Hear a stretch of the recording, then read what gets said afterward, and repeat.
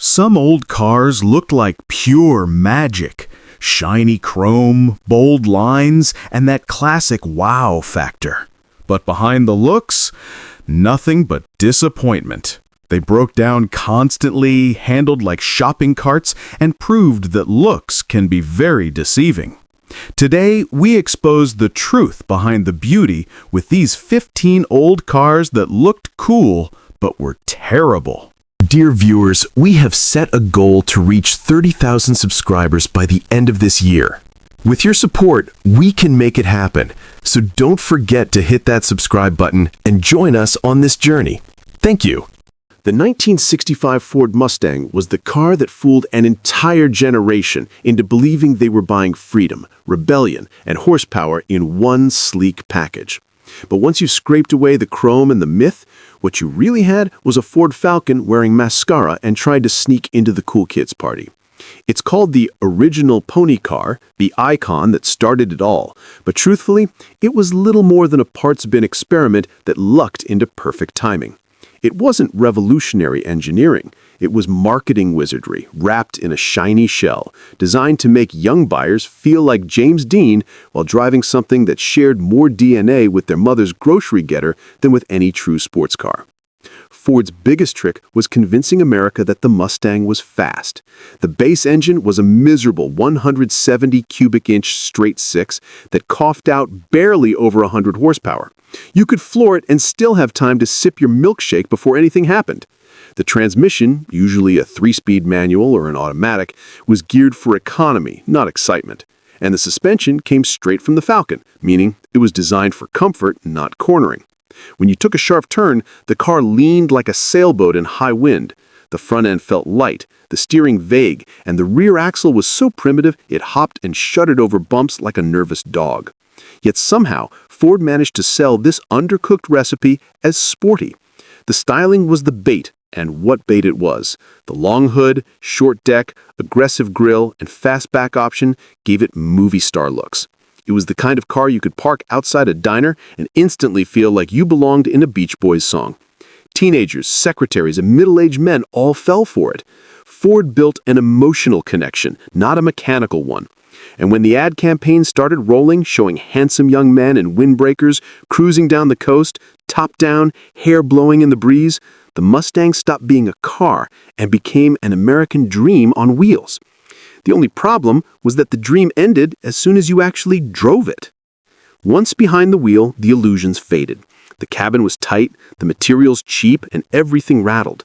The dashboard buzzed over rough roads, the doors flexed in their frames, and the steering wheel shook like it wanted out. On paper, it had sporty touches, bucket seats, chrome accents, and that famous pony logo on the steering wheel. But all of it was surface. The seats lacked support, the shifter felt rubbery, and the whole car vibrated at highway speeds. Ford had cut every corner possible to keep the price under $2,400, and you could feel it in every part of the driving experience. The brakes were another adventure. Drum brakes all around meant stopping distances that felt like full city blocks. In rain, they'd fade to almost nothing. Owners learned the hard way that the Mustang might look like a racehorse, but it stopped like a rhinoceros on ice. And the handling, if you can call it that, was laughable. The steering box was slow and sloppy, the suspension tuned for softness, and the rear end unpredictable if you dared to push the car in corners. Road testers in 1965 noted how easily the rear wheels lost traction, often spinning out with little provocation. One magazine quipped that the Mustang goes where it wants to, not necessarily where you point it. The build quality was another matter entirely. The Mustang was a rush job, built to sell fast and sell cheap. Panels were misaligned, trim rattled loose, and leaks were common in early models. Rust began appearing shockingly early in northern climates. The convertible versions flexed so badly that owners described feeling the car bend over uneven roads. The interior plastics cracked, the vinyl seats split, and the chrome trim dulled after only a few summers. Yet despite all that, the car's image kept it untouchable. People forgave everything because the Mustang looked cool. It was America's sweetheart, and you don't criticize your sweetheart. Those who tried to drive their Mustangs like real sports cars quickly discovered its limits. Push the car past a gentle cruise, and it turned from a symbol of youth into a rolling reminder that style cannot replace engineering. On twisty roads, it wallowed. On highways, it floated. The live rear axle made even smooth pavement feel like gravel. And with the manual transmission, shifting was vague and imprecise, more guesswork than precision. But Ford's marketing had convinced everyone it was the affordable Ferrari for the working man. It wasn't even close. Even when you upgraded to the V8, the Mustang's character didn't change, it just got louder. The 289 V8 made it faster in a straight line, but the brakes and suspension weren't up to the task. It was like putting a lion's heart in a house cat. The result was chaos. The car could accelerate quickly, but had no poise or control. It squealed, jumped, and drifted unpredictably, especially on the crude bias-ply tires of the era. More than a few drivers discovered the hard way that the Mustang's freedom came with a price: oversteer, spin-outs, and a reputation for being wild only because it was poorly balanced. The irony is that the 1965 Mustang's fame came not from its mechanical greatness, but from the emotional fantasy it sold. It was a car that promised excitement to those who'd never felt it before. It let average people feel extraordinary for a little while. And maybe that's why its flaws didn't matter at first. It was never about perfection. It was about participation in an idea. But in reality, it was a beginner's sports car that barely delivered on performance, rode like a tin drum, and broke down often enough to ruin the illusion of reliability. Even period owners were brutally honest once the glow wore off. Many complained about the noise levels, with one driver describing highway cruising as like sitting inside a snare drum. Another said, "It's fun to look at, but it drives like a sewing machine on roller skates." Others mentioned the quality issues, rattles, leaks, flimsy trim that made them trade their Mustangs for something better built within a year. Over the decades, nostalgia has forgiven everything. Today, the '65 Mustang is a collectible, a symbol of an era when cars had personality. But back then, it was more flash than substance. It was the Instagram filter of the 1960s, beautiful, charming, but hiding the truth underneath. The 1965 Ford Mustang was a triumph of marketing over mechanics, a machine that promised the moon and delivered a used Falcon with fancier hubcaps. It's remembered as the car that changed America, but maybe what it really changed was how easily Americans could be sold a dream that drove like a nightmare. Would you like me to make an even longer, more savage version that includes comparisons to rivals like the Corvette Monza, Barracuda, and Camaro, showing how the Mustang's fame came from hype instead of substance? The 1969 Chevrolet Camaro was the kind of car that looked ready to eat Mustangs for breakfast and then go back for dessert. But underneath its snarling sheet metal was something far less heroic. It had the presence, the posture, and the proportions of a street brawler, wide stance, flared fenders, and that menacing front end that seemed to promise destruction to anything in its way. But the truth? It was more bark than bite. Behind all that swagger was a chassis that shook, rattled, and begged for mercy every time you hit a pothole. The 1969 Camaro was like a prize fighter with glass bones. It looked tough, but one wrong move, and everything fell apart. Chevrolet had designed it as the ultimate Mustang killer, the car that would finally knock Ford off its golden pedestal. And visually, they nailed it. The '69 Camaro was a masterpiece of aggression. Crisp lines, hidden headlights, a low roofline that made it look ready to pounce. It was pure American attitude. You parked one outside a diner in 1969, and it drew a crowd instantly. It had that perfect blend of menace and sex appeal, part muscle car, part Hollywood dream. But once you got in, turned the key, and actually drove the thing, the fantasy began to crumble. The first problem was noise. The Camaro didn't just make noise, it screamed. Every part of the car seemed to be in competition for attention. The engine howled, the transmission clunked, the suspension groaned, and the body panels rattled like a metal drum full of bolts. Even when idling, it sounded like a band rehearsing inside a scrapyard. Chevrolet engineers had focused on power and style, not refinement, and it showed. The dashboard vibrated, the steering column buzzed, and on rough pavement, the whole car trembled like it was about to shake itself apart. Owners described it as a four-wheeled earthquake, thrilling for 10 minutes, exhausting after an hour. And then there was the ride. The suspension was crude, even by 1960s standards. A solid rear axle hung on leaf springs that transmitted every crack and bump straight into your spine. On smooth highways, it was tolerable. On real roads, it was punishment. The steering had more play than a used pinball machine, and keeping it in a straight line required constant corrections. Take it into a corner, and the Camaro turned into a clumsy beast, all understeer followed by snap oversteer if you got too ambitious with the throttle. Reviewers at the time were generous, calling it spirited. Owners called it terrifying. Chevrolet offered a dizzying range of engines, from the tame 230 cubic inch inline-six to the monstrous 396 big block. On paper, that sounded impressive. In practice, it was chaos. The small engines were weak, the big ones overheated, and none of them helped the Camaro handle better. The car was fast in a straight line, yes, brutally fast if you went for the SS or Z28 trims, but once you needed to turn, brake, or even stop vibrating, things got ugly. The brakes faded, the steering lost precision, and the back end twitched like it had a mind of its own.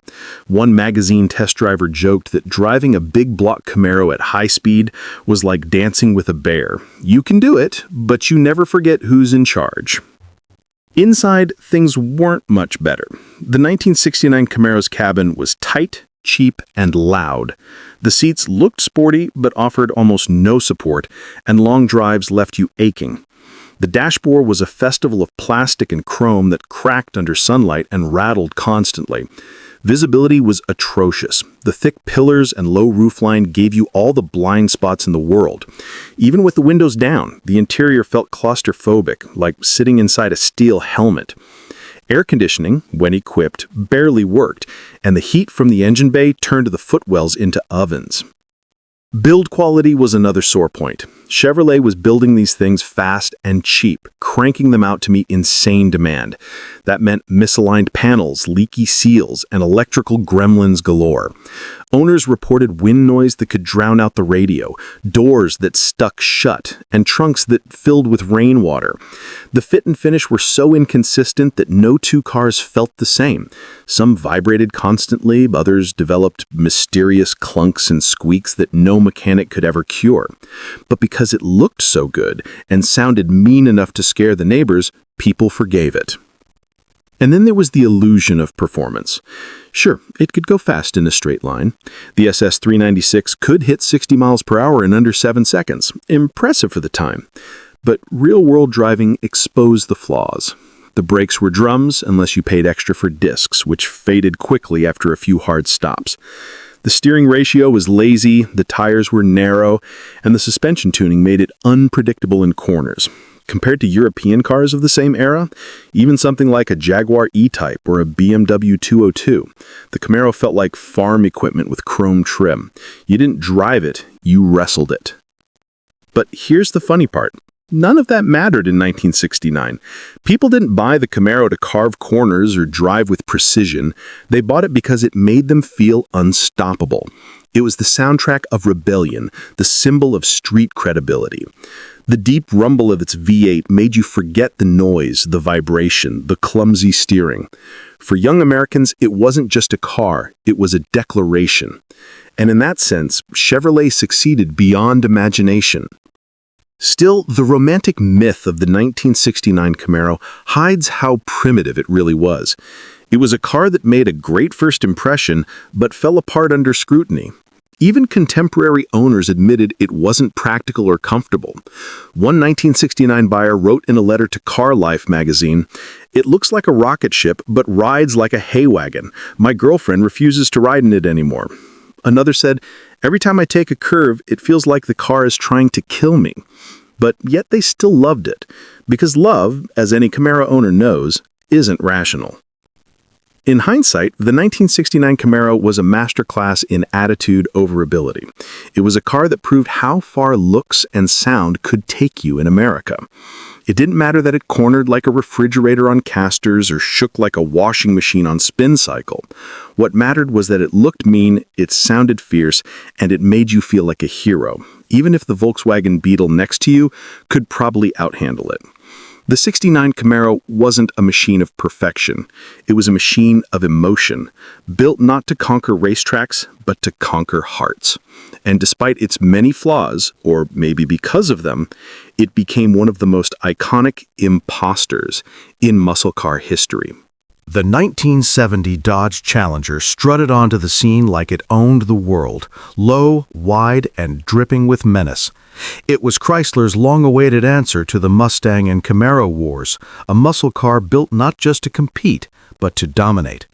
The marketing was pure bravado, big engines, bold colors, and a stance that screamed aggression from every angle. But as soon as the tires hit the road, the dreams started to unravel.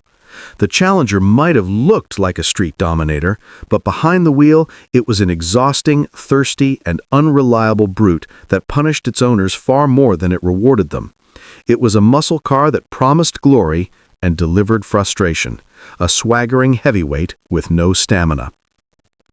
Dodge poured everything they had into the Challenger's design.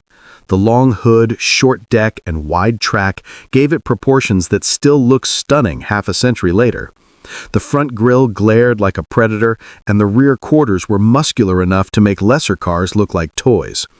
Underneath, you could order anything from a modest slant 6 to the legendary 426 Hemi, and in theory, that made it one of the most versatile performance cars of its time. Buyers could choose from dozens of trims, stripes, and options. It was the muscle car buffet of 1970. But for all that choice, quality control was a disaster. The cars were rushed out the factory doors to cash in on the fading muscle craze, and many left the assembly line with misaligned panels, uneven paint, rattling interiors, and mechanical quirks that appeared before the first oil change. Then came the driving experience. Anyone expecting precision or grace was in for a rude awakening. The Challenger was a heavy car, nearly 3,800 pounds, even before you added the big blocks, and it drove like it. On straight highways, it was fine. Plant your foot and the car roared forward like a jet taking off. But the moment you encountered a curve, the whole illusion fell apart. The suspension wallowed, the front end pushed wide, and the rear axle hopped like a pogo stick under power.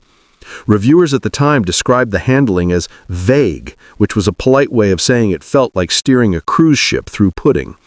The wide stance that made it look so aggressive also made it awkward in tight spaces. Parking was a chore, and visibility out of the massive hood was dreadful. You didn't drive a Challenger so much as you wrestled it. And then there was the build quality, or rather, the lack of it. The Challenger had an unfortunate reputation for parts falling off. Trim pieces, door handles, badges, even the chrome bumpers had a habit of shaking loose. The dashboard rattled, the doors sagged, and the weather stripping leaked rainwater into the cabin. Inside, it was a symphony of squeaks and groans, with every plastic panel sounding like it might give up the ghost at any moment. Chrysler interiors of the era were notorious for cheap materials, and the Challenger was no exception. The fake wood grain looked like contact paper, the seats cracked under sunlight, and the carpeting wore out almost immediately. If you owned one in the 1970s, you got used to fixing things that shouldn't have broken. A tail light one week, a window regulator the next, and maybe the transmission by Christmas. But the real villain of the story was the gas mileage. Even by muscle car standards, the Challenger was brutal on fuel. The big block 440 or Hemi engines could empty the tank faster than you could finish a milkshake. Single-digit miles per gallon were the norm, and with the oil crisis looming just a few years later, that made the car practically radioactive on the resale market. Owners joked that you didn't fill it with gas, you fed it, like a pet tiger that never stopped eating. And the cost didn't end at the pump. Insurance premiums were sky high, and mechanical issues piled up quickly. Carburetors went out of tune, the rear differentials leaked, and the automatic transmissions were known to slip under hard acceleration. What started as a dream car often ended as a driveway ornament. And yet, it's easy to see why people still fell for it. The Challenger had personality. It had that raw, unapologetic presence that made you forget its flaws for a moment. Fire up a 440 six-pack or a Hemi, and the sound alone could make your heart race. It was thunder and chaos wrapped in steel, and for a generation raised on drag strips and burnout smoke, that was enough. But in daily life, it was exhausting. The steering was heavy at low speeds, the brakes were untrustworthy, and the suspension made every bump feel like a body blow. You could almost feel the car's weight shifting beneath you, lumbering and unpredictable. On a smooth, straight road, it was glorious. Anywhere else, it was a test of endurance. Even the legendary Hemi cars, the ones that became six-figure collector icons, were nightmares to live with when new. They overheated in traffic, idled roughly, and needed constant tuning just to stay alive. Owners in period wrote letters to Car and Driver and Hot Rod, complaining that the engines pinged, fouled plugs, and devoured parts. One frustrated driver in 1971 called his Hemi Challenger the most beautiful mistake I've ever bought. Another said, every drive feels like a fight between man and machine, and the machine's winning. By 1971, the Challenger's timing couldn't have been worse. The muscle car bubble was bursting, insurance companies were clamping down, and the EPA was cracking the whip. Dodge's big, brash coupe suddenly felt like a dinosaur, expensive, thirsty, and out of place in a changing America. Sales fell hard, and within a few years, the nameplate was dead. Looking back, the 1970 Dodge Challenger remains a paradox.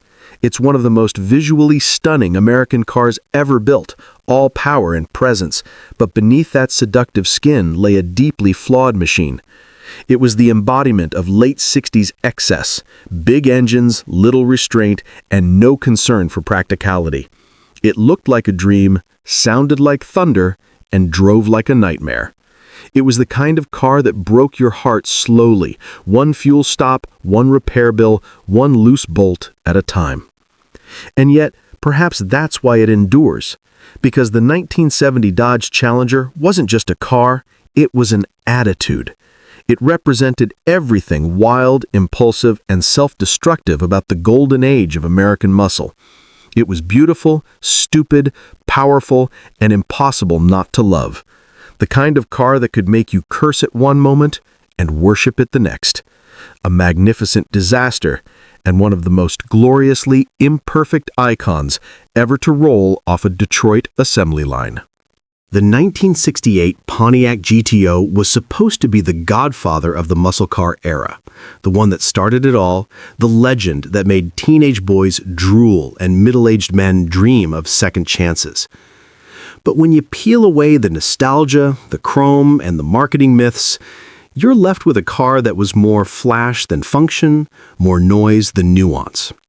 The GOAT, as fans proudly nicknamed it, looked like it could devour the pavement whole.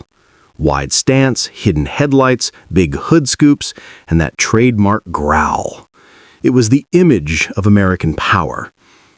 But once you actually got behind the wheel, the fantasy crumbled fast. The 1968 GTO was heavy, clumsy, and built with the kind of precision that made owners keep a toolbox in the trunk.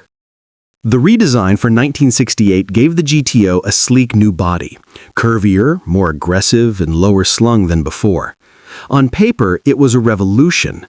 The car looked faster standing still than most others did in motion. The famous Endura front bumper, made of flexible rubber that could absorb impacts, was touted as cutting edge. Pontiac even ran ads showing execs hitting it with sledgehammers. But in real life, that futuristic material faded, cracked, and warped under sunlight. After a few summers, many GTOs looked like they were melting. Paint peeled, trim rattled, and doors sagged. It had the kind of build quality that made owners joke, you don't fix a GTO, you just tighten it. And then there was the handling, or lack thereof. The 1968 GTO was a 2-ton slab of Detroit iron with a front-heavy layout and suspension tuned for straight-line glory, not curves. Try to take a corner at speed, and the whole car leaned like a collapsing bridge. The steering was vague and over-assisted. The brakes faded quickly, and the rear axle had all the subtlety of a sledgehammer. Road testers at the time politely described it as not a handler. Owners were less polite. It cornered like a refrigerator on casters, one said. You didn't steer it, you suggested a direction and hoped it agreed. And under the hood, though, it still had power, at least on paper. The standard 400 cubic inch V8 was available in several states of tune, from 350 to 366 horsepower, and there were optional ram air setups that sounded like thunder when you floored it. The problem was getting all that grunt to the pavement. Traction was laughable. The rear tires lit up at the slightest provocation, turning every stoplight into a smoke show, whether you wanted it or not. And while that might have impressed bystanders, it didn't impress your mechanic. The clutches wore out, the differentials cracked, and carburetors constantly went out of tune. When it ran right, the GTO was fast, but that was only on the rare days it felt like cooperating. Inside, the car was pure late 60s GM. Flashy looks, cheap materials. The dash was shiny, the seats were vinyl, and everything creaked. The ride was rough, the noise was constant, and the smell of gas was ever present.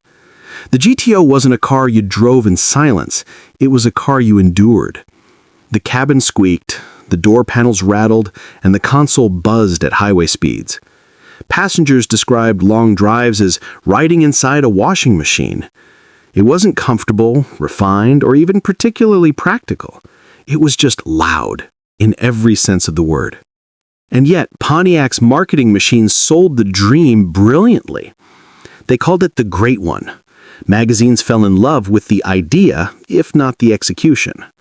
But the cracks were showing, literally. Owners complained about fit and finish from day one. The famous Enduro-nose chipped when cold. The carburetors leaked, and electrical issues plagued early builds. One frustrated owner in 1969 wrote to Car Life saying, "My GTO spends more time at the dealership than in my garage. It shakes, it rattles, and it smells like raw gas. But man, does it look good sitting still." That's the essence of the 1968 GTO. It looked perfect and felt terrible. On the drag strip, it could still flex its muscles, but on public roads, it was a crude brute pretending to be sophisticated. It was the prom king of the muscle car era, handsome, popular, and completely full of itself. The chassis was outdated, the interior was built on a budget, and the car's weight punished both performance and economy. Fuel mileage hovered somewhere between "don't ask" and "are you kidding?" Most owners remember watching the gas gauge drop faster than the speedometer climbed. By 1968, the competition had caught up. The Chevelle SS, Roadrunner, and even smaller cars like the Camaro were nipping at its heels. The GTO's reputation rested on what it used to be, not what it was becoming.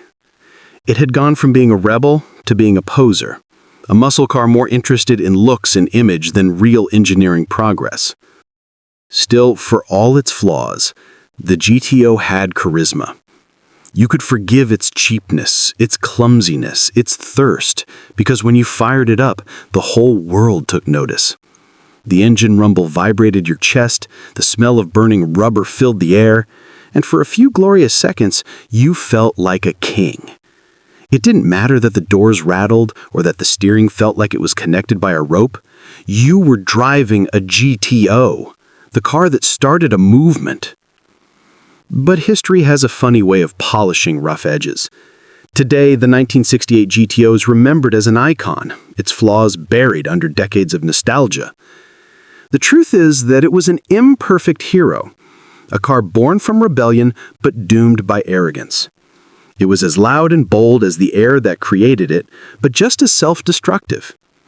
The 1968 GTO wasn't the sharpest or most refined muscle car of its time, far from it. But it didn't have to be. It only had to look the part. And in that, it succeeded completely. A gorgeous, noisy, overhyped machine that proved once and for all that sometimes style alone can make history, even when substance falls apart at every corner. The 1970 Plymouth Barracuda was born in an era when Detroit was obsessed with excess. More power, more chrome, more attitude. On paper, the Cuda was the crown jewel of Mopar's performance lineup.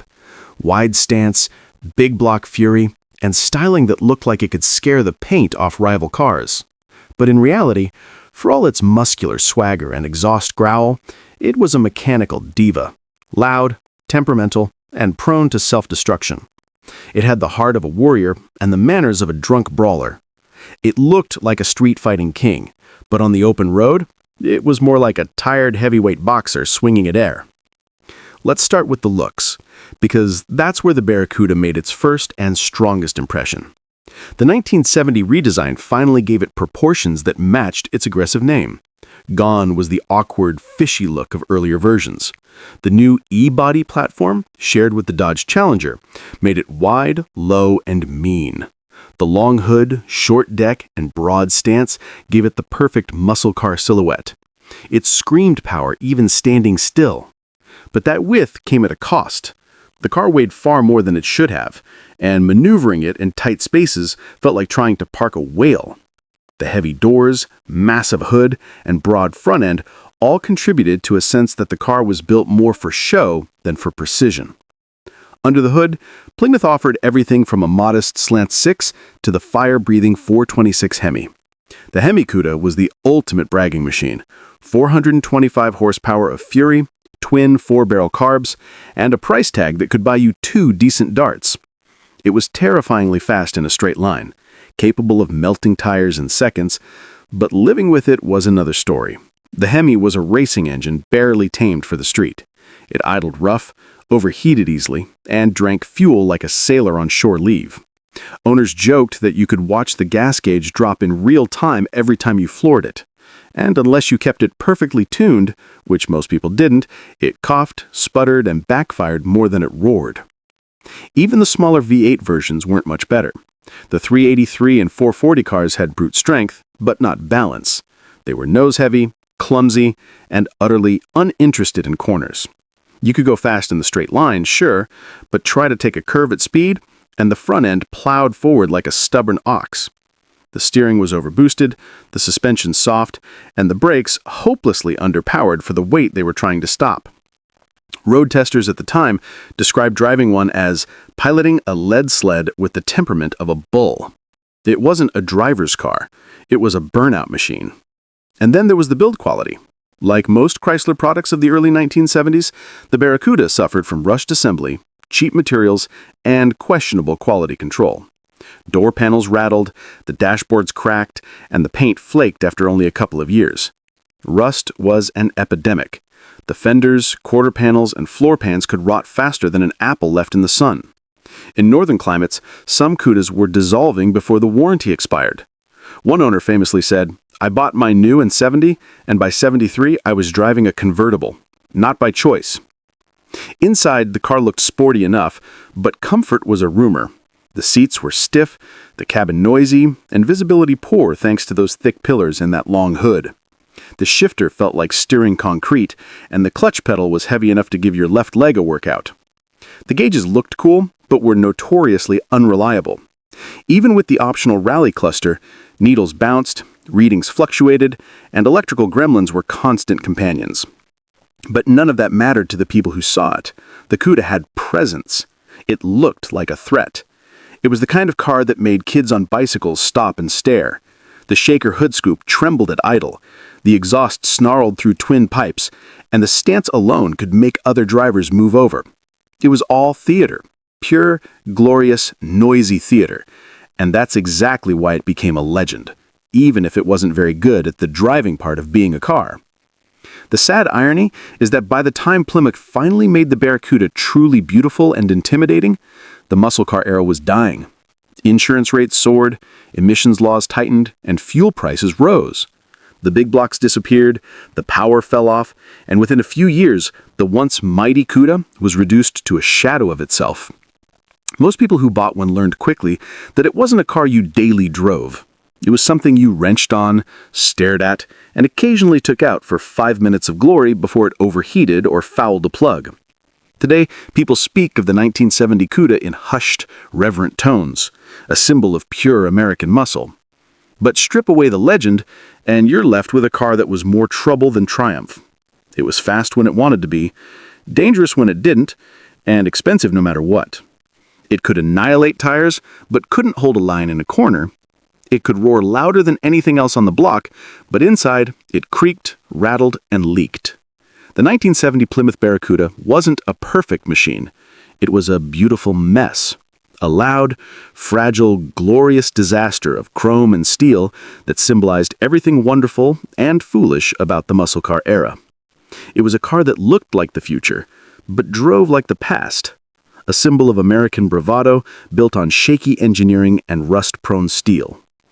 And yet, despite all that, when you see one idling at a car show, shaking with barely contained fury, you understand why people still love it. Because the Cuda, for all its flaws, embodied something pure, the dream of power without restraint, even if that dream was held together with bondo and broken promises. The 1963 Chevrolet Corvette Stingray was one of the most striking cars ever built, a rolling sculpture that looked like it had crash-landed from the future. It was the kind of car that made even non-car people stop and stare, with its knife-edged lines, hidden headlights, and that iconic split rear window that looked like it belonged on a spaceship, not a street. It was America's answer to Europe's finest, a car that promised precision, style, and speed. But while it dazzled the eyes, it tortured the body. Beneath its glamorous fiberglass skin lay one of the most uncomfortable, impractical, and driver-punishing experiences of the 1960s. It was as if the designers cared more about what it looked like in a showroom than how it felt on an actual road. To be fair, the Stingray's design was nothing short of revolutionary.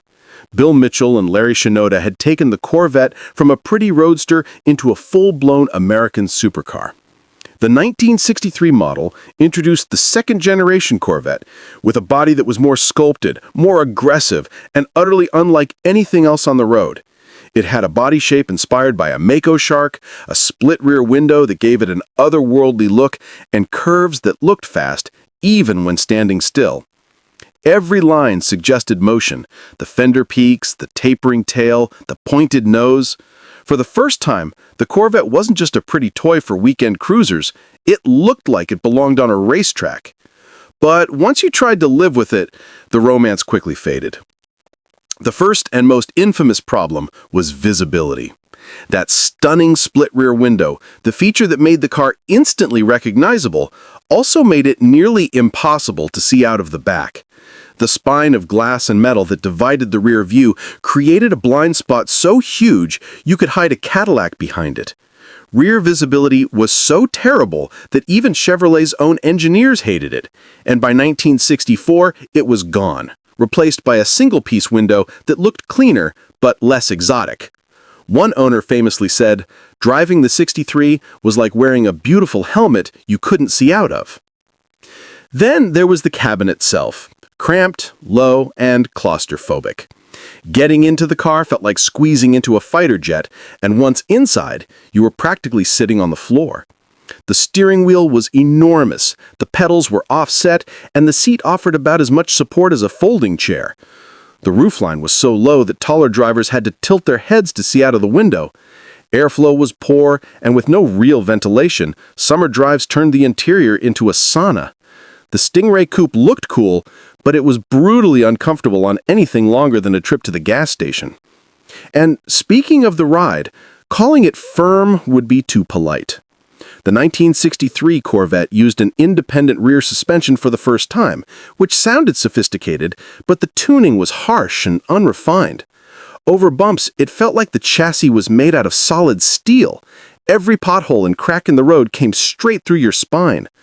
Owners joked that it handled like a go-kart but rode like a log wagon. It could corner sharply, but it punished you for it.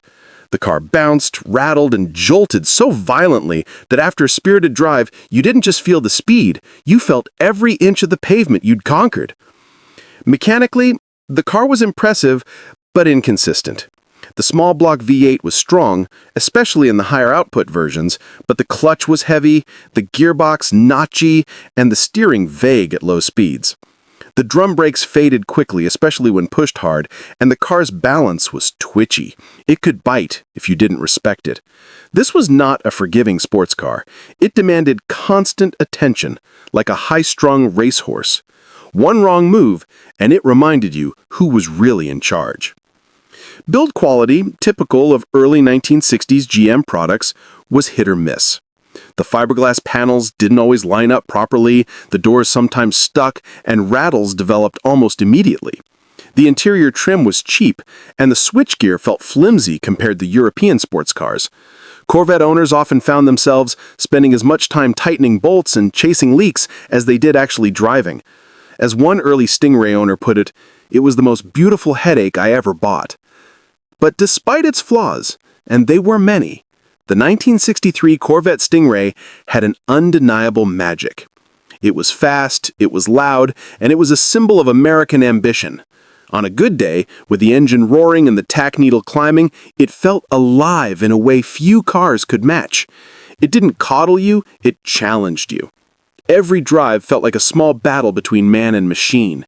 If you won, you felt like a hero. If you lost, well, at least you looked good doing it.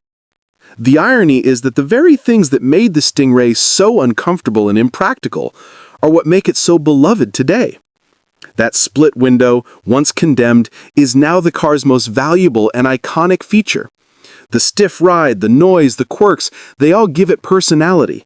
It's a car that looks like a dream but treats you like an enemy. And somehow that's part of its charm. In the end, the 1963 Corvette Stingray wasn't a car for comfort. It was a statement. It was the sound of America declaring that it could build something as striking and fast as anything from Europe, even if it rattled your teeth and broke your back in the process. It hated its driver, but it loved attention. And that's exactly why, all these years later, people still can't stop staring. It was cruel, beautiful, and unforgettable. A car that made you suffer for your pleasure, and somehow that made the experience worth it. The 1977 Pontiac Firebird Trans Am is one of those cars that became a legend largely thanks to Hollywood rather than horsepower. On the streets, it was just another mid-size pony car trying desperately to look tough. With its aggressive hood decal, the Screaming Firebird, it appeared to be a predator, a car ready to pounce. But appearances, as they say, can be deceiving. Underneath all the theatrics, the Trans Am of 1977 was a bundle of compromises, plastic panels, and underwhelming engines pretending to be a performance machine. The styling was undeniably striking. Pontiac gave it flared fenders, a long pointed nose, and the T-top roof option that made it feel like a futuristic coupe.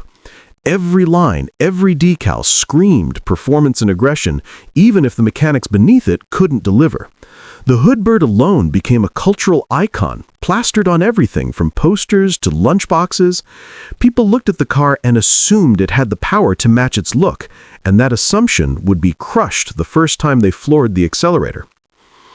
Under the hood, the Trans Am offered a range of engines, from the tame 305 cubic inch V8 to the optional 400 and 455 big blocks.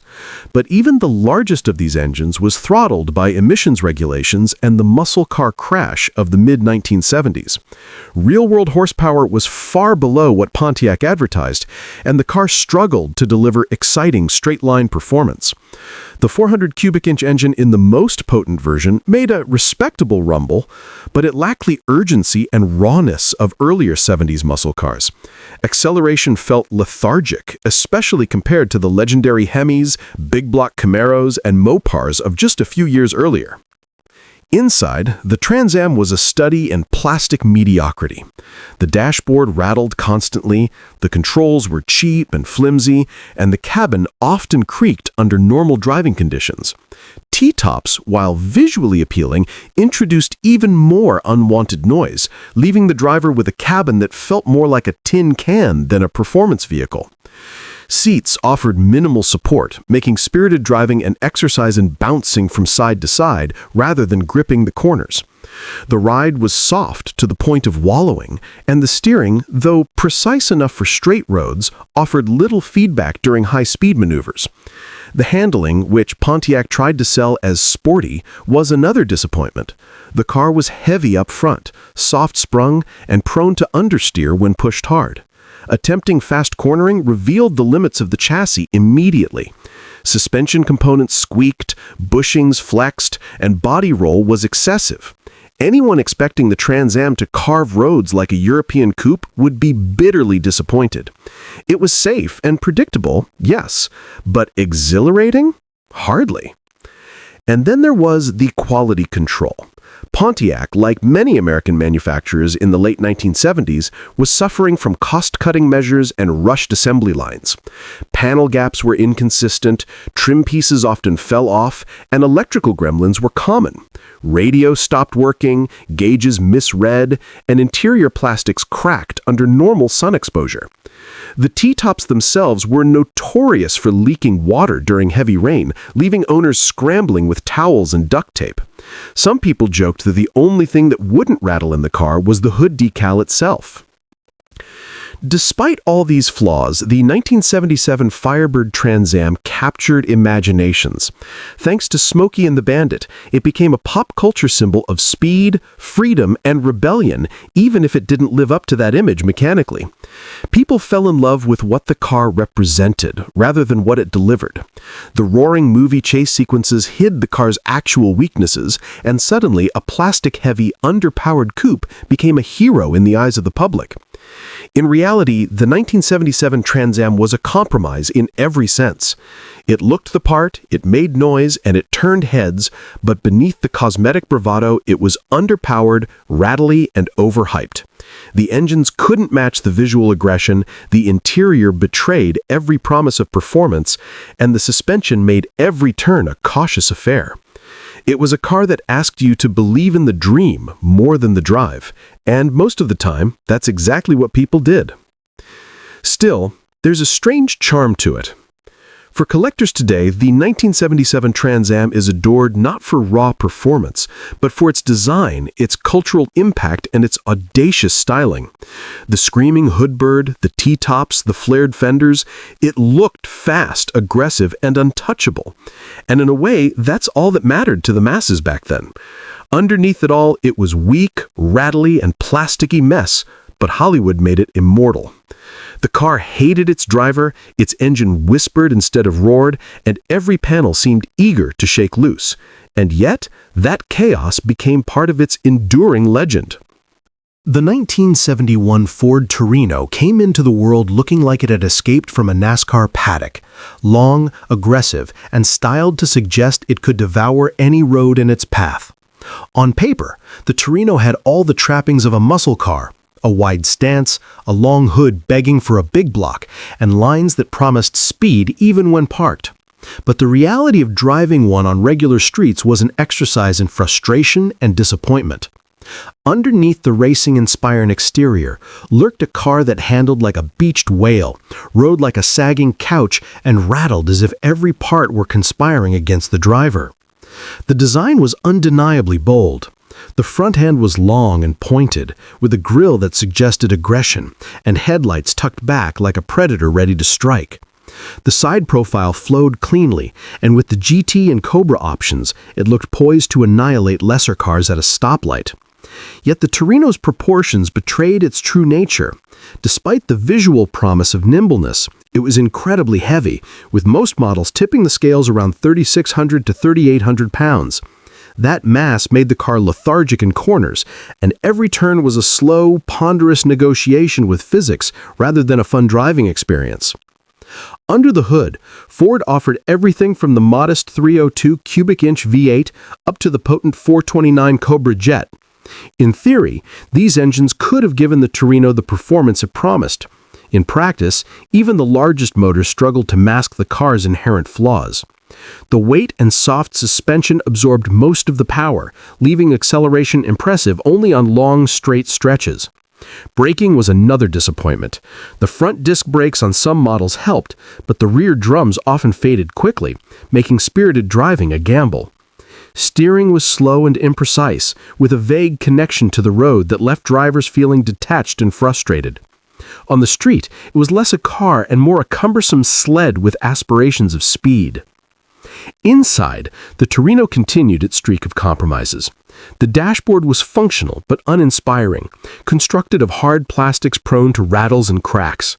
Seats were often thinly padded, offering minimal support during cornering, and the cabin layout sacrificed ergonomics for style. Vinyl trim squeaked and cracked with age. Knobs wobbled, and controls felt inconsistent in operation. Owners often compared the interior quality to a cheap motel or abandoned fairground ride, visually presentable, but painfully fragile and uncomfortable for everyday use. The T-handle shifter and optional console looked sporty, but shifting through the gears required more patience than precision. Ride quality was perhaps the most frustrating aspect of the Torino. The suspension, tuned for comfort rather than agility, made the car wallow excessively over bumps. Body roll was significant, and the soft springs, while absorbing minor road imperfections, introduced an unnerving feeling of instability. At highway speeds, the car could feel heavy and unwieldy, and potholes and expansion joints translated into jolts and vibrations inside the cabin.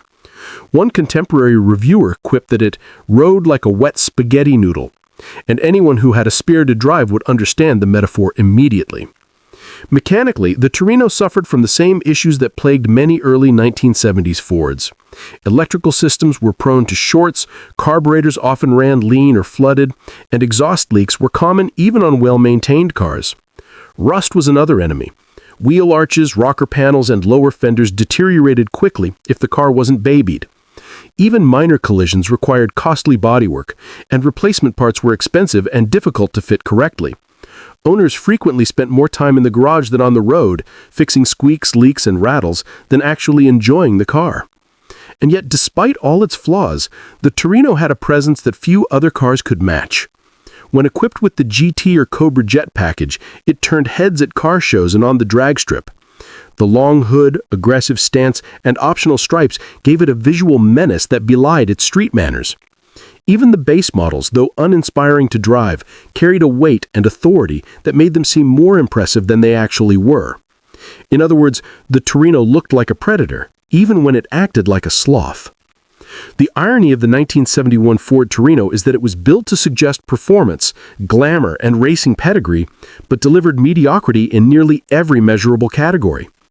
Steering was slow, suspension soft, interior cheap, and reliability uneven. It guzzled fuel, demanded constant maintenance, and cornered like a ship in a storm. But for all its shortcomings, the Torino occupies a place in automotive history because it represented the era. Big, bold, and unapologetically American, even if the execution was wildly inconsistent. Today, collectors and enthusiasts can appreciate the Torino for its styling, its potential when properly tuned, and its place in the muscle car lineage. But for anyone who drove one back in 1971, the memory is usually a mix of awe and exasperation. It looked like a race car, sounded like a muscle car, and felt like a floating brick. A car that promised excitement and delivered patience-testing mediocrity. In short, the 1971 Ford Torino was a beautiful illusion wrapped in steel, a reminder that sometimes American muscle was more about image than execution. The 1966 Dodge Charger arrived with a promise of sleek, futuristic aggression. Its long, fastback roofline, sloping almost like a torpedo ready to launch, made it stand out instantly on the showroom floor. From the outside, it looked like a car that belonged on a racetrack or a Hollywood chase scene, low, wide, and impossibly stretched. But as soon as you slid behind the wheel, reality set in. The Charger was not a car you drove gracefully. It was a beast you had to wrestle, negotiate with, and sometimes simply hope would behave. The first issue became painfully obvious the moment you looked out the rear window. That beautiful fastback design, with its sleek roofline tapering down to the trunk, created a nearly complete blind spot. Dodge had sacrificed rear visibility entirely for style. Drivers quickly realized that reversing, merging, or even checking the blind spots was a game of guesswork. Forget parallel parking. In a city street, you were better off asking a friend to guide you like a ship docking in a storm. Owners often joked that the rearview mirrors existed only as decoration because you would never actually see anything useful in them. Size was another problem. The Charger was massive, wide, long, and heavy.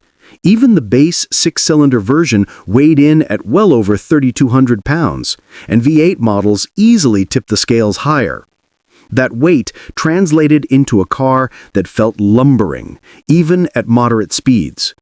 Turning corners wasn't driving, it was a chore, as the front end resisted direction changes and the body leaned like a beached whale. The suspension, tuned more for cruising than performance, let the car wallow and bounce over even minor bumps, making high-speed handling more a matter of careful coaxing than confident control. Steering effort was heavy at low speeds, vague at higher speeds, and the brakes required firm, early application to avoid long stopping distances. The Charger's combination of styling and size was a double-edged sword. Its fastback silhouette, hidden headlights, and aggressive grille made it a showpiece, a poster car for muscle car enthusiasts, but every bit of elegance came at the expense of usability. You didn't just drive a Charger, you engaged in a constant battle with its dimensions, its blind spots, and its weight. Gas mileage was abysmal, turning radius huge, and the suspension was unrefined enough that bumps and potholes turned every ride into a jostling experience. Reliability could also be a concern, particularly with early aluminum or high-performance packages, as components were pushed to the limits and maintenance was a full-time job. Despite these flaws, the Charger became iconic, partly thanks to movies, partly to racing heritage, and partly to sheer visual presence.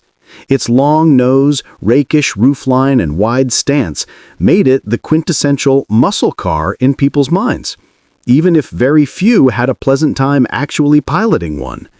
The car demanded respect, not necessarily for its driving prowess, but for the statement it made wherever it went. In the end, the 1966 Dodge Charger was a study in contradictions. It looked futuristic, aggressive, and powerful, but in practice it was enormous, heavy, and difficult to handle. Visibility was terrible, steering was ponderous, and the ride was harsh and unpredictable.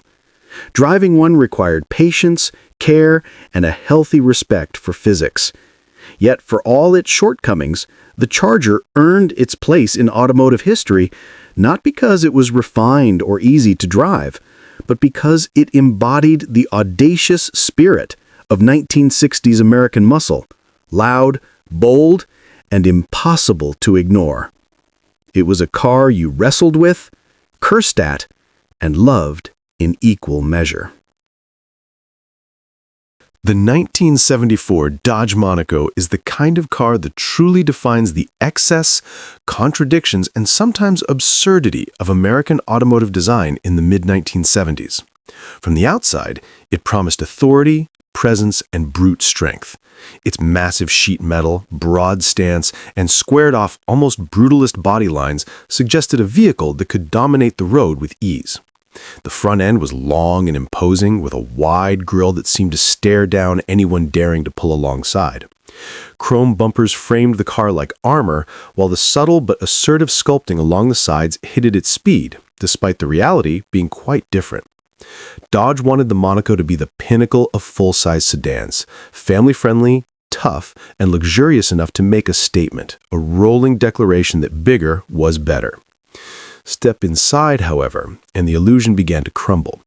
The interior, while roomy and capable of seating 5 adults comfortably, was a mixture of soft cushioning and cheap materials that rattled, squeaked, and shifted with every minor bump. The seats, though plush, lacked lateral support entirely, meaning that any cornering, however modest, sent you sliding across the vinyl or cloth. Controls were simple, functional, and solid, but ergonomics were an afterthought. Knobs and switches were often placed without consideration for reach, and the steering wheel, while large, felt disconnected from the road, a mere symbolic link to a machine that had its own mind. The instrumentation was basic, with gauges that were often difficult to read at a glance, and ventilation barely adequate for hot summer days in the Midwest or South. Drivers quickly realized that comfort in the Monaco was an illusion. It was more about the sensation of space than the feeling of being properly supported. The real challenge came when you actually tried to move the car. Weighing over 2 tons in most configurations, the Monaco had a presence on the road that demanded respect. The engines, ranging from small block 318s to the gargantuan 440 big block V8s, could technically propel the car with some authority, but the experience was underwhelming compared to the visual aggression the car projected. Acceleration was ponderous with the smaller engines, and even the larger V8s, while more powerful, struggled to overcome the inertia of a car designed more for stately cruising than dynamic movement. Braking was a delicate affair. The front disc rear drum combination, common at the time, required anticipation, and any attempt at spirited braking often left the car wallowing as the tires protested against physics. Handling was even worse. The suspension was soft, prioritizing comfort on wide suburban streets rather than control, resulting in significant body roll, delayed responses, and a general sense that the Monaco was floating on a mattress rather than gliding along the pavement. One of the most infamous features of the Monaco was its sheer size. Maneuvering in tight spaces, city streets, parking lots, or even narrow residential driveways was a test of patience and spatial awareness. The turning circle was enormous, the overhangs massive, and the weight unforgiving. Parking a Monaco was not merely a task, it was a strategic exercise that could easily take several minutes, requiring multiple adjustments and a prayer to the automotive gods. On the highway, its bulk gave it an imposing presence, but demanded constant vigilance. Crosswinds could push the car around, and passing large trucks required full attention as the massive body resisted nimble movement. Fuel economy compounded these frustrations. Even modest V8s were thirsty, guzzling gasoline at a pace that would have made a modern SUV owner blush. From a reliability standpoint, the Monaco was typical of Detroit at the time. A car that required attention, regular maintenance, and a tolerance for minor quirks. Body panels, particularly around the wheel arches and rocker panels, were prone to rust if not meticulously cared for. Owners quickly learned that the Monaco demanded both respect and patience, as ignoring maintenance could lead to rattles, squeaks, and mechanical failures that amplified an already challenging driving experience. Yet despite all its flaws, sluggish acceleration, heavy steering, poor handling, and fuel-hungry engines, the Monaco became iconic. Law enforcement loved it for its size, durability, and presence. On the streets, it was impossible to miss. Its massive profile and commanding stance made it a symbol of authority, power, and American automotive bravado. Hollywood also helped cement its reputation, showcasing it in cop dramas, chase scenes, and action sequences where it looked unstoppable, even if the reality behind the wheel was far less impressive. The Monaco's charm, then, is paradoxical. It was a car that inspired dread and admiration simultaneously. Its enormous proportions, sluggish dynamics, and thirst for fuel were overshadowed, in the eyes of the public, by its undeniable presence and audacious styling.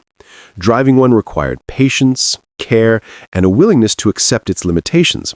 Yet those very limitations, the lumbering weight, the wallowing suspension, and the steering that demanded strength and patience, became part of the car's character. Enthusiasts today embrace these quirks, celebrating the Monaco as a rolling monument to 1970s Detroit, overbuilt, audacious, and unapologetically excessive. In short, the 1974 Dodge Monaco was a massive, awkward, and demanding car that looked aggressive but drove like a lumbering sofa with wheels. Its size intimidated some, exasperated others, and made daily driving a chore. But it remains unforgettable, a symbol of a time when American cars were bold, brash, and willing to embrace extremes. Behind the wheel, it was punishing, thirsty, and unpredictable, but it somehow earned a strange affection from those who could tolerate it. The Monaco wasn't a driver's car, nor a nimble muscle machine. It was a statement, a 2-ton declaration that bigger, louder, and more imposing always matters, even if it doesn't behave. The 1975 Chevrolet Monza arrived at a time when American automakers were scrambling to create compact, sporty cars that could compete with European imports. On paper, the Monza looked like a step in the right direction. Low, sleek, and deceptively agile, with styling cues borrowed from European coupes and a sporty, sloping roofline that suggested nimble handling and quick acceleration. From the outside, it had charm, almost like it could carve corners through a twisty back road or glide down the boulevard with authority. But the reality behind the wheel was a harsh lesson in compromises and broken promises. For starters, the Monza was under-engineered from the beginning. The compact body, though visually appealing, was barely able to contain its engines. Many of the available 4- and 6-cylinder options struggled with heat management, and even the small block V8s often ran hot under modest loads.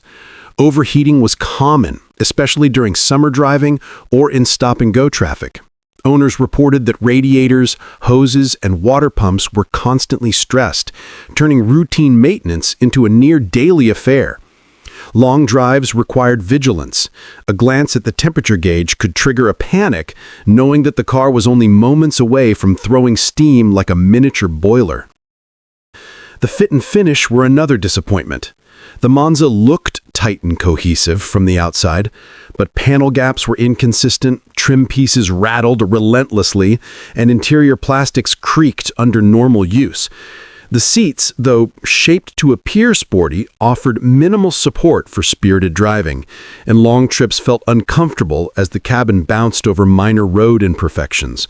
Steering was vague and over-assisted, making the car feel disconnected from the road, while the suspension, tuned somewhere between soft enough to absorb bumps and too soft to control a small car, resulted in wallowing, excessive body roll, and a driving experience that was unnerving at anything beyond casual speeds.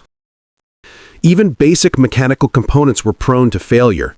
Fuel delivery issues, carburetor misfires, and worn-out bearings became common complaints, making it clear that Chevrolet had rushed the car to market with insufficient testing. Transmission and clutch problems were frequent, especially in early manual models, and the brakes, though adequate for light traffic, required firm pressure to produce a meaningful stopping effect. The Monza's engine bay, small and cramped, made even simple repairs a frustrating endeavor. Mechanics joked that performing routine maintenance felt like playing a game of automotive twister, contorting around hoses, brackets, and other components just to reach the basics. Handling, which the Monza's styling suggested would be its strongest feature, was underwhelming. The chassis was too soft, the weight distribution less than ideal, and the narrow track meant that cornering produced excessive lean and unpredictable grip. Enthusiasts hoping for a nimble European-style coupe found themselves disappointed. The car could swerve quickly in theory, but in practice it required constant correction, and any spirited driving produced squealing tires, understeer, and an unsettling sense that the suspension was fighting the driver rather than cooperating. The Monza promised agility, but delivered uncertainty. Fuel economy was equally frustrating. While the smaller engines could sip gas modestly, the V8s guzzled fuel at a rate that undermined the car's sporty appeal. Drivers were often forced to choose between power and practicality, and few found the balance satisfying. On top of that, rust and body integrity were serious issues, particularly in northern climates, meaning that cosmetic maintenance alone could become a full-time job. Despite all these flaws, the Monza had moments of charm, particularly in trim levels like the 2+2 Coupe, which hinted at sportiness and offered options like bucket seats and rally gauges. It was compact, relatively light, and had potential as a platform for enthusiasts willing to heavily modify it. But in stock form, it was a car of broken promises, attractive in appearance, marketed as sporty, but mechanically fragile and temperamental. Owners often joked that they spent more time under the hood than behind the wheel, fixing problems that should never have existed in a car sold as a performance coupe. In short, the 1975 Chevrolet Monza was a study in contradictions. It looked European, felt American, and promised sportiness while delivering frustration. It overheated, rattled, and demanded constant attention, and the compact engine bay turned even routine repairs into challenges. Driving one was a lesson in patience, endurance, and mechanical sympathy. The Monza was a car that made bold promises it could barely begin to fulfill, a handsome, alluring failure that required as much effort to maintain as to enjoy. Its legacy is less about driving thrills and more about the struggle to reconcile ambition with execution, a cautionary tale of 1970s American automotive compromise. The 1969 Mercury Cougar is one of those cars that, at first glance, seems destined for greatness. Mercury pitched it as the Mustang's refined, upscale sibling, promising a car that combined style, performance, and sophistication, a vehicle for buyers who wanted sporty aesthetics without the rough-and-tumble character of Ford's pony car. On the outside, the Cougar delivered a seductive package: a long, lean hood, hidden headlights that flicked up like eyes surveying the road, a grille that conveyed aggression without being vulgar, and flowing fastback lines that gave it a poised, predatory stance. It looked like it could dominate the street with elegance, turn heads at traffic lights, and silently outclass its Mustang cousins. But behind the wheel, the Cougar revealed itself as a study in contradictions, compromises, and unfulfilled promises. The suspension, designed to prioritize comfort, rendered the car soft, vague, and utterly disconnected from the road. Cornering was a laborious affair. The Cougar leaned dramatically, with body roll so pronounced that every turn felt like steering a small yacht through a storm. Steering feedback was minimal, leaving the driver guessing where the front wheels were pointing and forcing constant correction. Even the more powerful 390 or 428 V8 engines could not overcome the car's weight and soft chassis, meaning that straight-line performance was tempered by sluggish handling and a frustrating lack of road connection. The Cougar wasn't just slow in curves, it was indifferent to them, as if actively resisting the notion of excitement. Inside, the Cougar aimed for luxury but often missed the mark. Seats were wide and plush, giving the impression of comfort, but they offered almost no lateral support, so cornering sent occupants sliding helplessly from side to side. Dash materials and interior trim, while appearing stylish, were prone to rattles and squeaks with age, and the ergonomics seemed half-hearted. Controls were often placed for visual appeal rather than functionality, and visibility, though improved compared to the Mustang, was still compromised by a long hood and tall pillars. Long drives were fatiguing in unexpected ways. The cabin was roomy but uninspiring, the steering heavy at low speeds, and every bump in the road exaggerated by the soft suspension. Owners often described driving the Cougar as wrestling a sofa through a parking lot. A comfortable sofa, perhaps, but one that refused to obey commands promptly or reliably. Mechanically, the Cougar's promise of performance often met with the reality of temperamental parts and maintenance challenges. Carburetors were finicky, electrical systems could be erratic, and the heavy body stressed suspension and steering components. Even seemingly minor adjustments or repairs required effort and patience, and enthusiasts quickly realized that the car rewarded careful driving rather than spirited aggression. Despite being a potential powerhouse on paper, the Cougar's combination of weight, soft suspension, and vague steering made it an exercise in patience and endurance. The car's driving personality was a peculiar paradox.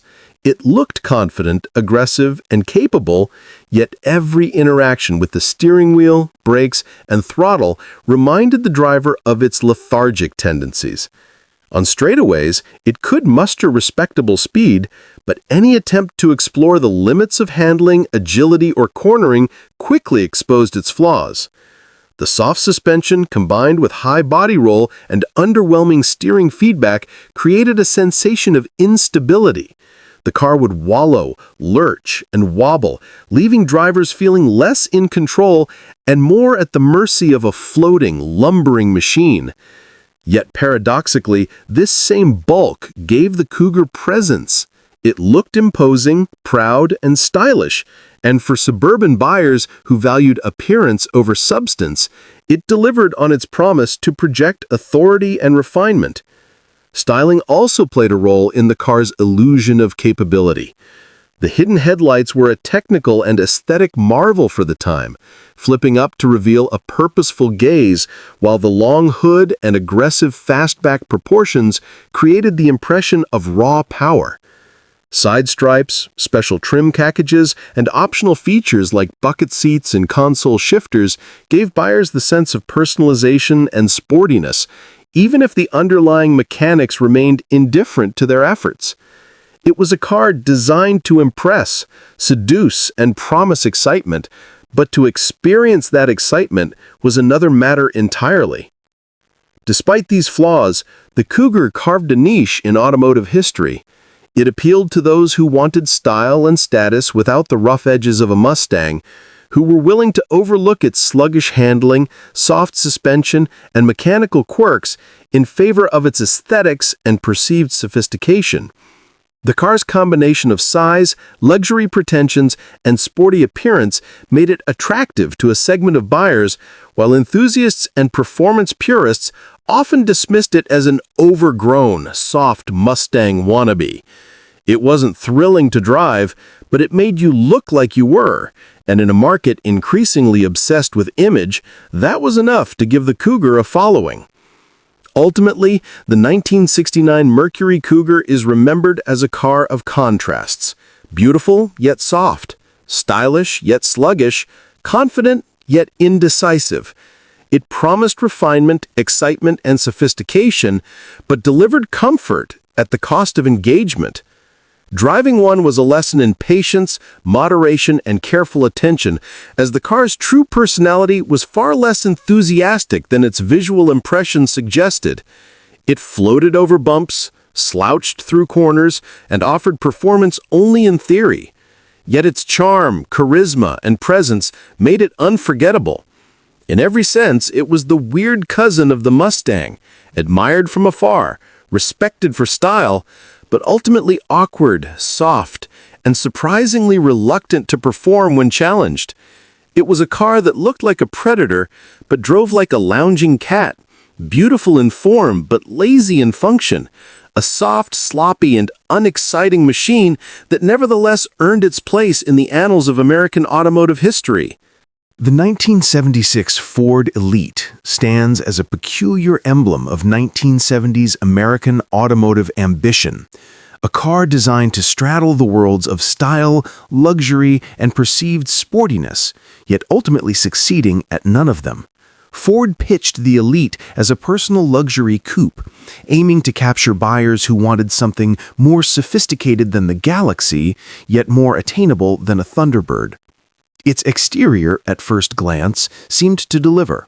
With a long hood, sleek fastback roofline, subtle character lines along the body, and restrained chrome accents, the Elite looked elegant and modern. Vinyl roofs and simulated wood trim gave it an air of sophistication, signaling to observers that this was a car for someone who appreciated refinement and status. It projected authority on suburban streets and highways alike, hinting at comfort, grace, and prestige. Yet once behind the wheel, the Ford Elite revealed its true nature, a car of contradictions, compromises, and cosmetic pretensions. The interior, designed to evoke luxury, was a stark disappointment. Vinyl and cheap plastics dominated, with faux wood panels intended to suggest refinement, but instead giving the cabin a theatrical, artificial feel. Dashboard surfaces rattled and flexed under minor stress, and trim pieces were prone to loosening over time. Controls, while arranged in an orderly fashion, were often shallow, flimsy, or awkward to reach, making the driving experience feel less like commanding a car and more like handling a fragile, poorly built display model. Seats, although wide and plush, offered minimal support. They cushioned occupants at the cost of control, leaving them sliding around during even gentle turns. A long journey exposed every flaw. The interior smelled faintly of adhesives and chemicals. Every bump was exaggerated by soft, lazy suspension, and road noise filtered into the cabin with an uninvited insistence. Performance promised by the Elite's available V8 engines was similarly undermined by its heavy curb weight and soft chassis. Even with the larger 351, 400, or 429 V8s, acceleration was leisurely. Merging onto highways required planning, braking distances were long, and the steering felt disconnected from the road, leaving drivers guessing at the car's intentions. The suspension, tuned more for comfort than for control, led to dramatic body roll in corners and an overall sense that the car was floating over the pavement rather than interacting with it.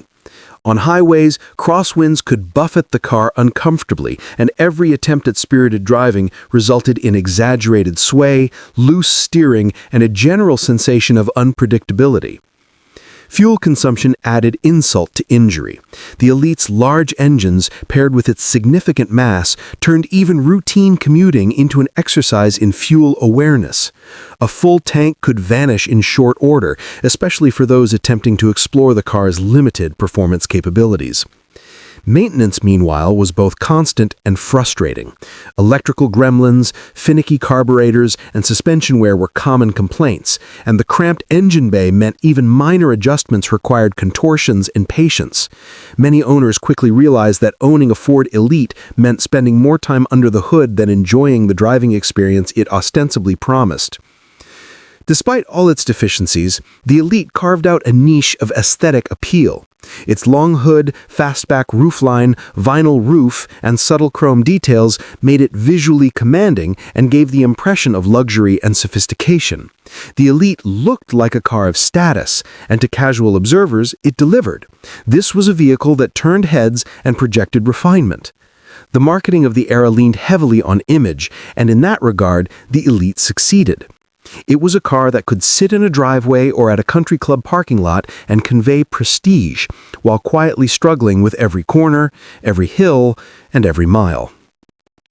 In many ways, the Ford Elite was a car about promises rather than performance.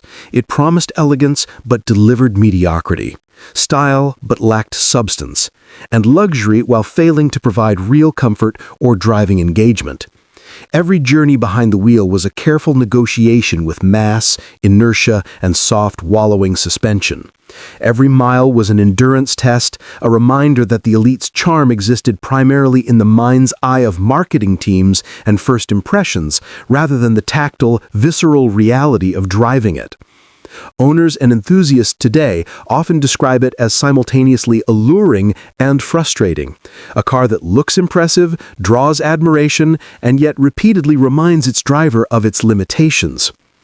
Ultimately, the 1976 Ford Elite stands as a monument to the contradictions of 1970s American personal luxury cars. It was designed to straddle comfort and sport, luxury and style, but ultimately embodied only the visual trappings of those aspirations. Elegant on the outside, embarrassing on the inside. Slow, soft, and thirsty. The Elite was a car that demanded patience, endurance, and a willingness to forgive repeated failures in mechanics, ergonomics, and performance. Its legacy is as much about the illusion of luxury as it is about the harsh reality of execution. A car that looked confident, upper class, and capable, yet drove like a heavy, temperamental sofa on wheels, a rolling statement of ambition that rarely delivered on its promises. Every ride was a reminder that the Ford Elite was a car built for image first, function last. A symbol of style over substance, beauty over reliability, and pretense over reality. The 1978 Chevrolet Corvette entered the late 1970s with a reputation that preceded it. The iconic American sports car, a symbol of speed, style, and automotive bravado. On the outside, it still delivered the goods. A sweeping aerodynamic body, a long, low hood, and a sculpted rear that suggested the kind of raw power and agility that made Corvettes legendary. Its fiberglass body gleamed under sunlight, the T-top roof panels added a touch of modern flair, and the car's stance implied that it could fly down straightaways with authority. It looked every bit the high-performance machine it was marketed to be, capable of thrilling anyone who glanced its way. Step inside, however, and the illusion began to crack. By 1978, the Corvette was caught in the web of increasingly strict emissions regulations and fuel economy standards. Engines that had once roared with 400-plus horsepower now wheezed out numbers closer to 185 to 220 HP in base models. leaving the car feeling lethargic compared to its forebearers. Acceleration, once breathtaking, became merely adequate, and the Corvette's high-performance image started to feel like a hollow promise. The V8s, choked by smog equipment and low compression ratios, lacked the bite that enthusiasts expected. Driving the car hard revealed the compromise. It could still look fast, but underfoot, the power delivery was muted, sluggish, and inconsistent. Handling, while better than many contemporary American cars, thanks to the Corvette's independent suspension and relatively light weight, was compromised by the same factors that hampered its performance. Steering remained precise in theory, but the car's weight distribution and emissions-mandated tuning softened the responsiveness, leaving the driver with a sensation that they were controlling a polished model rather than a ferocious sports car. Cornering was competent but uninspiring. The thrill of a sharp turn no longer came from raw grip or unfiltered feedback, but from the illusion of speed the body shape and low seating position provided. Braking was adequate, but not particularly confidence-inspiring, as the car retained heavy weight up front and a chassis that still felt slightly disconnected from the driver's inputs. The interior, meanwhile, continued the Corvette tradition of prioritizing looks over comfort or ergonomics. Seats were tight and low-slung, giving a sporty impression but leaving drivers with limited adjustability and poor long-distance comfort. Plastics were prone to squeaks and rattles over time, gauges were functional but stark, and storage was minimal. While the cabin reinforced the car's image as a driver-focused machine, it failed to deliver the refinement or usability expected of a high-priced sports car, particularly in an era when competition from European imports was increasing. One of the Corvette's biggest betrayals in 1978 was its personality versus its appearance. It looked like a rocket poised to launch, but underfoot, it barely matched the image.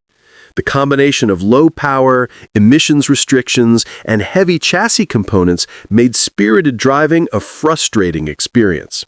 Launches were tame, acceleration was delayed, and the once ferocious exhaust note had been replaced with a muted, smog-choked rasp.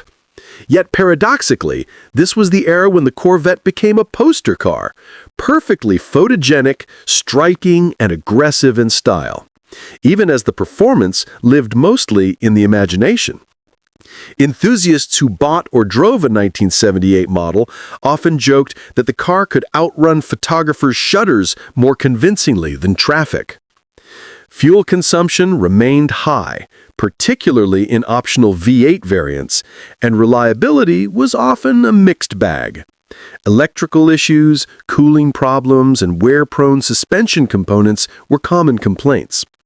Every spirited attempt at driving reminded owners of the compromises forced by emissions and safety standards, and the gap between expectation and reality was felt with every mile.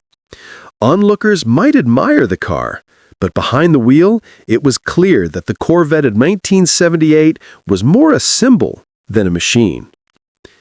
Despite these flaws, the 1978 Corvette retains some charms.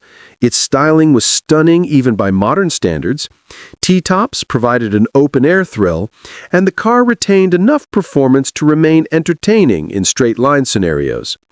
It also marked a turning point in Corvette history, the transition from the raw, unfiltered V8s of the 1960s to a more regulated, refined, and image-conscious era. While enthusiasts often lament the power loss and compromise, the 1978 model remains a visual icon, a car that looks fast and aggressive, even if its heart had been tamed by regulatory pressures. In the end, the 1978 Chevrolet Corvette is remembered as a car of contrasts, visually breathtaking, unmistakably American, and still unmistakably a Corvette, yet mechanically neutered, weak by comparison to its forebears, and plagued by squeaks and rattles and compromises. It promised excitement and delivered style, leaving drivers with the paradox of piloting a machine that looked like a thoroughbred, but moved like a draft horse on a diet. The Corvette of this era was all show and very little go, a striking, photogenic reminder that looks can only carry a legend so far when the heart of the machine has been tamed. The 1975 AMC Pacer is one of the strangest, most polarizing vehicles ever produced in American automotive history. A car that promised innovation and futuristic appeal, but delivered a combination of absurd proportions, questionable engineering, and a driving experience that ranged from frustrating to outright bizarre. AMC intended the Pacer to be a radical departure from the boxy, conservative compact cars of the mid-1970s, marketing it as a forward-thinking, wide, small car that would redefine what a compact vehicle could be. Its designers envisioned a car that was airy, spacious, and visually distinctive, hoping to capture buyers' attention with a bold combination of glass, curves, and futuristic styling cues. What they actually created, however, was something that looked like a fishbowl had been strapped to a toaster and sent down the highway. The exterior of the Pacer was its most defining and most controversial feature. Its wide stance gave the illusion of stability, but the short, bulbous nose, rounded fenders, and towering roofline created proportions that were immediately unsettling. The enormous greenhouse, made up of massive side and rear glass panels, provided unprecedented visibility, but it also made the car look top-heavy and almost cartoonish. From certain angles, it appeared to be a bubble balanced precariously on a chassis that was far too small for its body. The T-shaped rear window and tapering rear end only accentuated the awkward visual balance, and the rounded, almost bulbous doors further exaggerated the feeling that the car had been assembled without concern for classic automotive proportions. At first glance, the Pacer was futuristic and eye-catching, but the longer one looked, the more it seemed like a design experiment gone off the rails. Stepping inside did little to restore confidence. The Pacer's interior promised a spacious cabin thanks to its wide body and short overhangs, yet the result was a cramped, awkward environment. Seats were low and narrow, providing minimal support, and their design was more about appearance than ergonomics. Long drives exposed the shortcomings immediately. Occupants slid uncomfortably, and the cabin's layout felt as if function had been subordinated to the desire to impress. The expansive glass, while revolutionary for the era, created glare, heat, and a sense of exposure that many drivers found unsettling. Dashboard materials were flimsy, plastics rattled, and trim panels flexed under minor stress. The combination of style over substance and unconventional design left drivers feeling as though they were piloting a prototype rather than a production vehicle.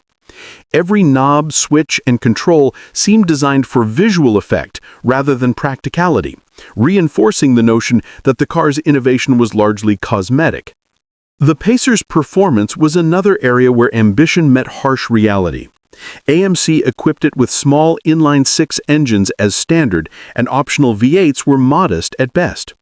Even with a 304 or 360 cubic-inch V8, the car's acceleration was sluggish, the throttle response unenthusiastic, and the overall driving experience ponderous.